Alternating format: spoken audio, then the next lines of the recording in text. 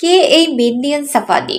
আসুন তার ভয়ঙ্কর পরিচয় জেনে নেই। দেশে নতুন করে আলোচনায় ইসরায়েলের ভয়াবহ গোয়েন্দা সংস্থা মোসাদের এজেন্ট মেন্দিয়ান সাফাদি। শুধু তাই নয়, মেন্দিয়ান সাফাদি ইসরায়েলের ক্ষমতাসীন লিকুদ পার্টির একজন সদস্য। মেন্দিয়ান সাফাদিকে অনেকেই ইহুদি ধর্মের মনে করেন, আসলে কিন্তু তিনি ইহুদি নন। তার ধর্মের নাম দ্রুজ। দ্রুজ আবার কারা? দ্রুজ হলো ইসরায়েলে বসবাসরত আরবি ভাষী একটি প্রভাবশালী সংখ্যালঘু জাতি, যারা ইসরায়েলের প্রতিরক্ষা বাহিনী সহ রাজনৈতিক ও চাকুরি ক্ষেত্রে উচ্চ পদগুলো দখল করে রেখেছে। দ্রুজ ধর্মের উৎপত্তি 10ম শতাব্দীতে মিশরে।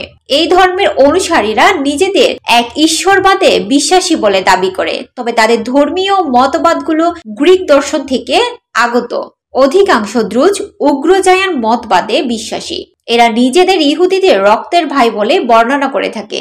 মেন্দিয়ান সাফাদির প্রকাশ্য কিছু পরিচয়: কট্টর মুসলিম বিদ্বেষী দ্রুজ ইসরায়েলি মন্ত্রী আয়ুব কারার সাবেক chief of staff Mendi Safadi. মেন্দিয়ান সাফাদি সেন্টার নামক একটি আন্তর্জাতিক কূটনৈতিক লবি গ্রুপের প্রধান। তবে বাংলাদেশের জন্য সবচেয়ে ভয়ানক তথ্য হচ্ছে মেন্দিয়ান সাফাদির আরেকটি হিংস্র পরিচয় আছে।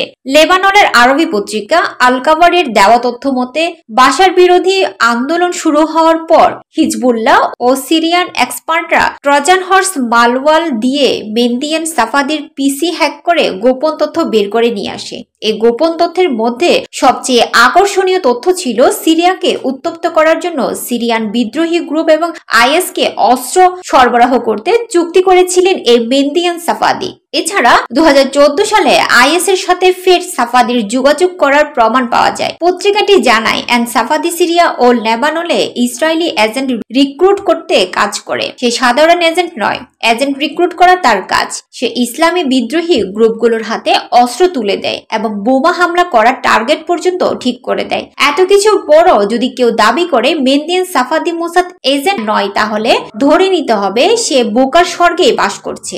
এখন মূল কথা হচ্ছে, মেন্দিয়ান সাফাদের নতুন প্রজেক্টের নাম হচ্ছে বাংলাদেশে, যে কার্যক্রম ইতিমধ্যে শুরু হয়ে গেছে। কিছুদিন আগে জেরুজালেম অনলাইনের কাছে এক ইন্টারভিউয়ে সাফাদি দাবি করেছে বাংলাদেশে নাকি হিন্দুদের উপর জাতিগত নিধন চলছে। সিরিয়ার ঘটনায়ও মেন্দিয়ান সাফাদি বৈঠক করছিল সিরিয়ার বিরোধী পক্ষের সাথে।